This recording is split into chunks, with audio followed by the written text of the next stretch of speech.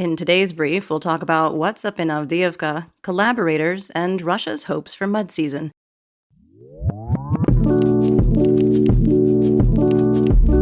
I'm Linnea, and today is Thursday, October 12th, 2023.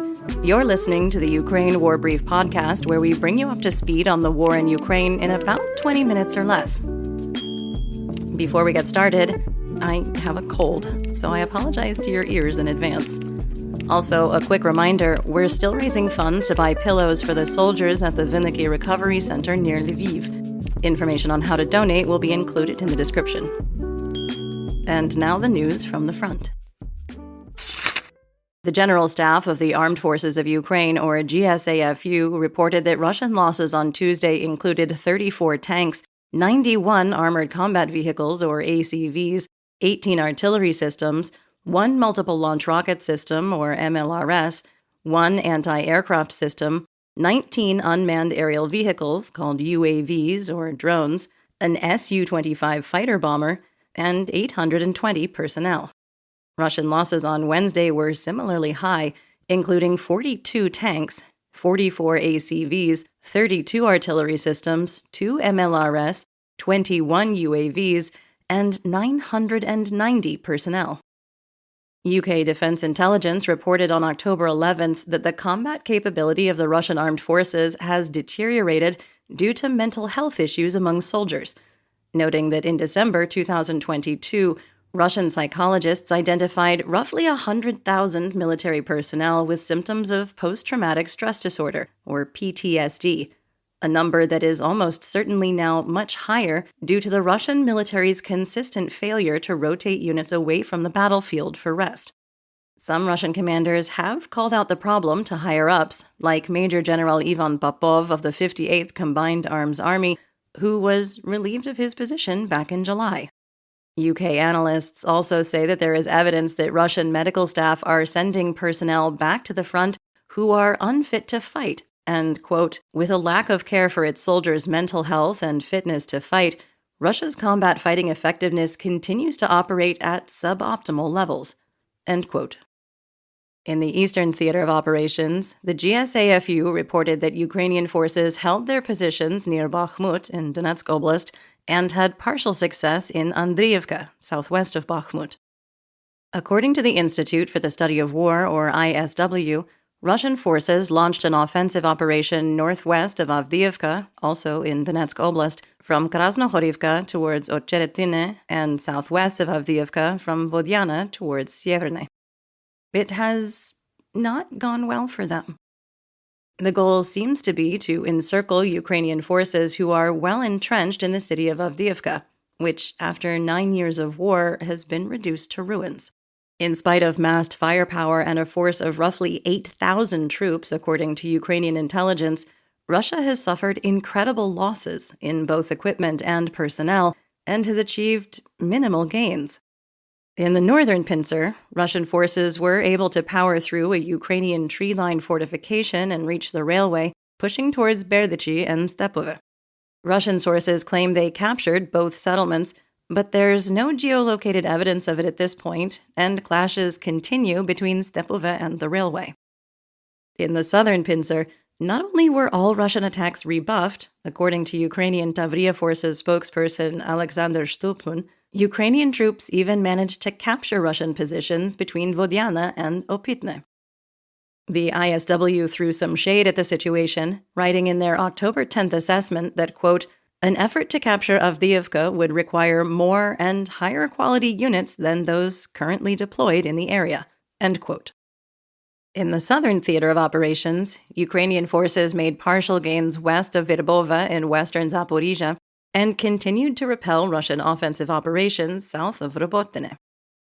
The ISW reported that Russian forces launched localized offensive operations southwest of Orikhiv near Nesteryanka and Pyatekhatki, likely in an effort to draw Ukrainian forces away from the area around Robotine about 20 kilometers to the east. Along the Donetsk-Zaporizhia border, the ISW confirmed Ukrainian advances southeast of Vuhledar towards Mikilsk. A report in Forbes confirmed a story we touched on a few days ago. Sometime in the first week of October, Ukrainian artillery destroyed a Russian ammunition train en route to Tokmak.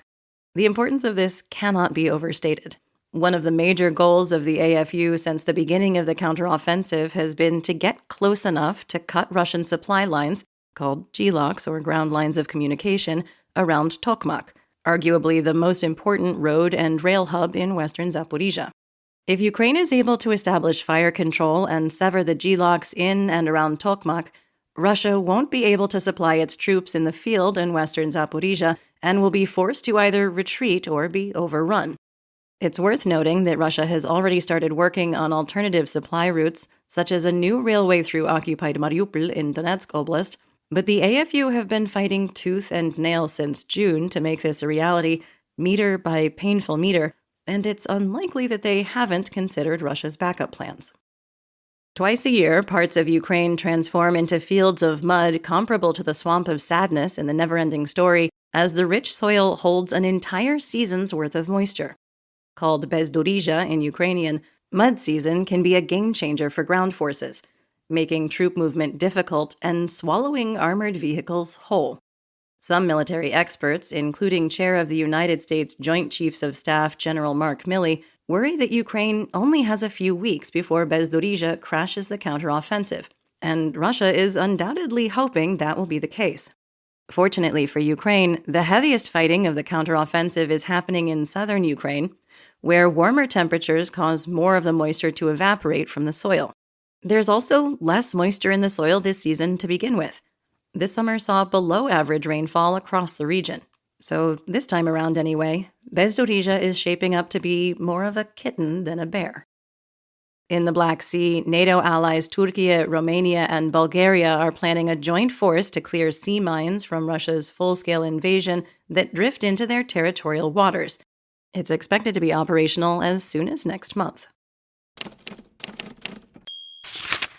In the temporarily occupied territories, head of the National Police of Ukraine, Ivan Avdiivka, reported that notices of suspicion of treason in absentia have been served to almost 400 police officers who remained in the occupied territories and have been working in illegitimate law enforcement agencies for the Russian occupation authorities.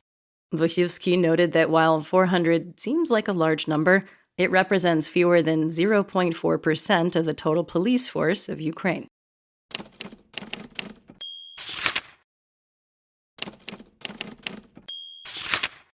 On the home front, Ukrainian President Volodymyr Zelensky signed a law on Tuesday resuming asset declarations for officials and making them immediately available to the public. The Verkhovna Rada, which is Ukrainian parliament, had passed a controversial version of the law that kept asset declarations under wraps for another year, but of course, President Zelensky vetoed it. The Security Service of Ukraine, or SBU, identified 2 Ukrainian collaborators who allegedly worked with Russian forces to carry out the missile strike on the small village of Hroza on October 5th. According to the SBU post on Telegram, local brothers Volodymyr and Dmitro Mamon began working with Russian forces while the area was under occupation. When the region was liberated in late 2022, they fled to Russia, but maintained a social network in Kharkiv Oblast. They reportedly collected information about the planned reburial of the fallen Ukrainian soldier in Hroza and passed it along to Russian authorities. The death toll from that attack has risen to 55, and 3 remain unaccounted for. Speaking of snakes in the grass, let's talk about the Russian Federation.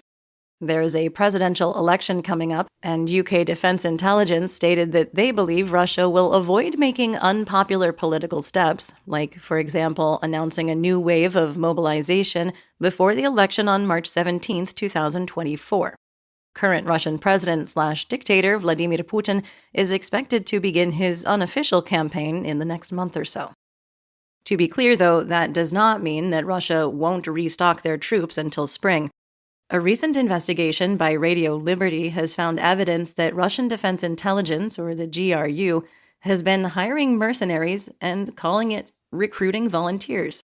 If you remember back in September when Putin said 270,000 Russians had signed contracts to serve as volunteers, well, according to Radio Liberty's investigation, Many of those volunteers are in fact mercenaries hired by private military companies, or PMCs, that cost the Russian government so much more than mobilized soldiers, but are far less likely to cost Putin in the election. In news worldwide, the Wall Street Journal reported that pro-Ukrainian members of the United States Senate want to pass a long-term aid package for Ukraine that would far exceed the amount requested by U.S. President Joe Biden and would last through the 2024 election. Back in August, Biden requested $24 billion in additional aid for Ukraine, which has drawn opposition from Congress critters who are wary of further funding for the war.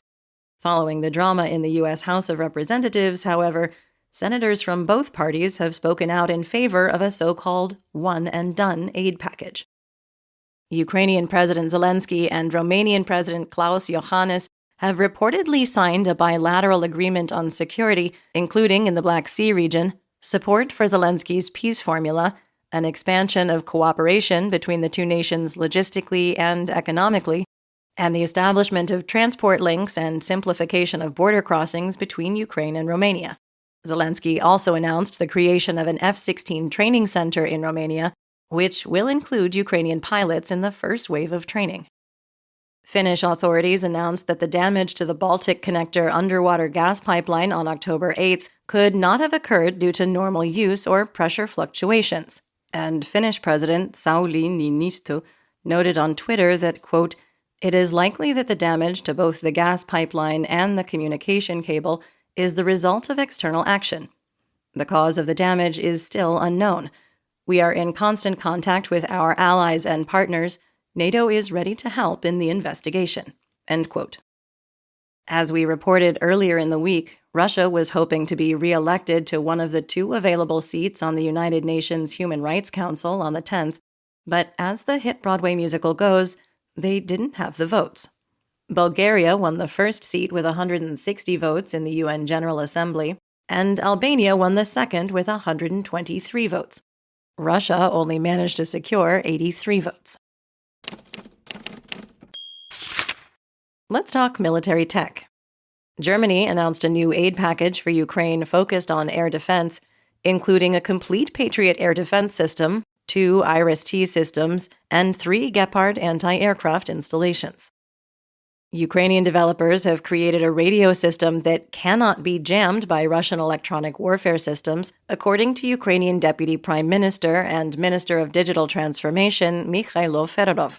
Called Chimera, the radio's signals can reportedly neither be blocked nor decrypted by Russians. The radios can hold a charge for up to 4 days and can be integrated into a situational awareness system or used as a GPS tracker to search for and evacuate soldiers.